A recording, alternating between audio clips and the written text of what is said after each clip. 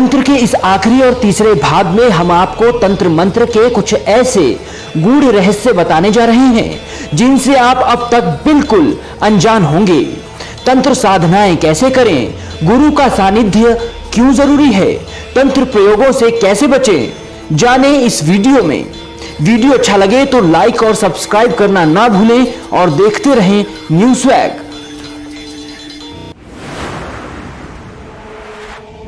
मोहन, उच्चाटन, वशीकरण, मारण, ये सब तंत्र की एक शाखा हम बोल सकते हैं। ठीक है, इनको हम षटकर्म बोलते हैं। ये तंत्र का एक पार्ट है, लेकिन पूरा तंत्र यही है ऐसा नहीं है। तंत्र के मैंने जैसे आपको पहले बताया, तंत्र जो भी हम करते हैं या तंत्र हम सीखते हैं, हम बेसिकली अपने आप की ग्रोथ के लिए सीखते हैं, हम स्पिरिचुअल ग्रोथ के लिए सीखते हैं, सबसे बड़ी बात है।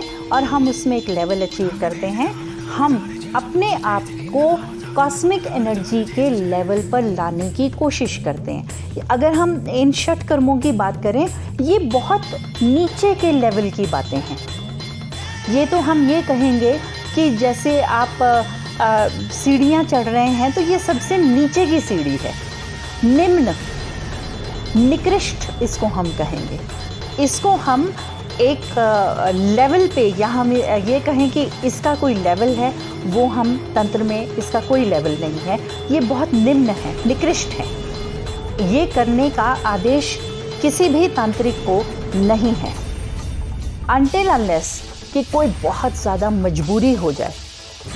वही बात आ जाती है कि आप 100 गलतियां किसी की क्षमा करें, 101वीं आप नहीं कर सकते, ऐसा कृष्ण भी कहते हैं। तो यही बात हम पे भी लागू हो जाती है। तो ये षट कर्म करने का किसी भी एक अच्छे तांत्रिक को आदेश नहीं है। तंत्र जो है वो बेसिकली भगवान की कृपा प्राप्त करने के लिए है, अपने आप को उनसे मिलाने के लिए है, मोक्ष की प्राप्ति के लिए है, अपनी एनलाइटनमेंट के लिए है। इसलिए है कि हम जाने कि हम कौन हैं, इसलिए है कि हमें अपनी लाइफ का पर्पस पता चले। हम अक्सर अपने आप से पूछते हैं, मैं कौन हूँ, मैं क्यों आया हूँ इस दुनिया में। तो तंत्र एक रास्ता है उस चीज़ को जानने का।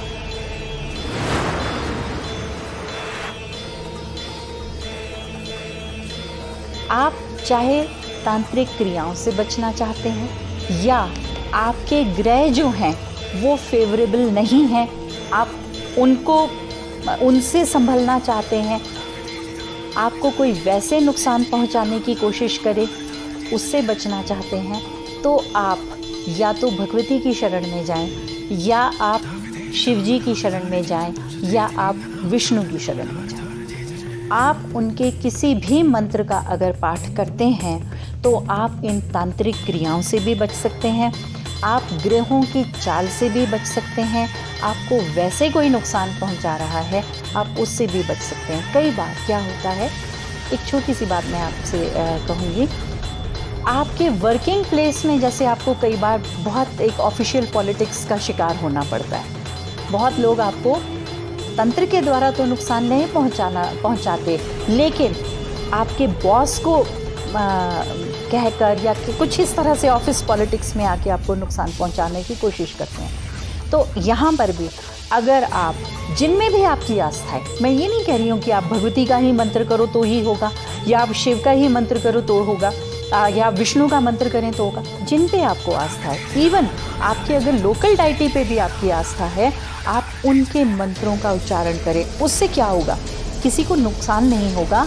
लेकिन आपका अपना ऑरा इतना स्ट्रांग हो जाएगा कि कोई आपको नुकसान नहीं पहुंचा पाएगा। ऑरा क्या होगा, ऑरा से मेरा मतलब है आपके इर्द गिर्द एक कवच का निर्माण हो जाएगा, और वो अभेद्य कवच होगा जितना ज़्यादा आप उस कवच का पाठ करेंगे। इसी तरह से तांत्रिक जो क्रियाएं हैं, ऑफिस पॉलिटिक्स है, ग्रहों की चाल है, उनसे आप अपने आप को सेफ रख सकते हैं।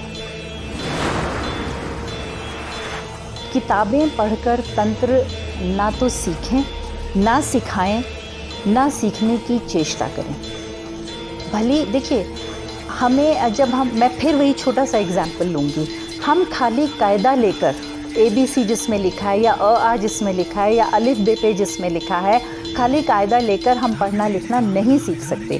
तंत्र का स्कूल भी यही कहता है, आप खाली किताबें लेकर तंत्र नहीं सीख सकते, आपको गुरु धारण करना ही होगा।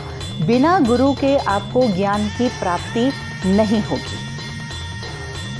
तंत्र के लिए या किसी भी चीज़ को सीखने के लिए ज़रूरी है आपके टीचर हों, आपके गुरु हों। गुरु के सानिध्य के बिना, मैं फिर यही बात कह रही हूँ, गुरु के सानिध्य के बिना तंत्र में जाने की चेष्टा भी ना करें, क्योंकि अगर आप ऐसा करते हैं तो आपको इसके बहुत भयानक परिणाम भुगतने पड़ सकते हैं। मैं ये बात फिर कहूँगी, भयंकर परिणाम भुगतने पड़ सकते हैं, क्योंकि कई बार ऐसा होता है, कई अर्थों का अनर्थ हो जाता है। जैसे मैंने आपको बताया, नारियल बलि से नर बलि हो गया, तो इसी तरह का परिणाम जो है वो आपको भुगतना पड़ सकता है। गुरु के सानिध्य में ही आप इस रास्ते पर आगे बढ़िए। जो हमारा पढ़ाई का सिस्टम था, अगर हम पौराणिक देखें, आप रामायण में देखें, आप महाभारत में देखें, जब भी राम अपने भाइयों के साथ गुरु के आश्रम में जाते हैं, वहाँ कुछ भी उन्हें लिखाया नहीं जाता। हम टीवी पे जो सीरियल्स आते हैं, हमने उनमें भी ये चीज़ देखी है, या हमने महाभारत जैसे देखी, तो उसमें भी जो कुछ भी है वो गुरु बोल रहे हैं और शिष्य सुन रहे हैं, और उसके साथ साथ वो उस चीज़ का अनुभव भी प्राप्त कर रहे हैं।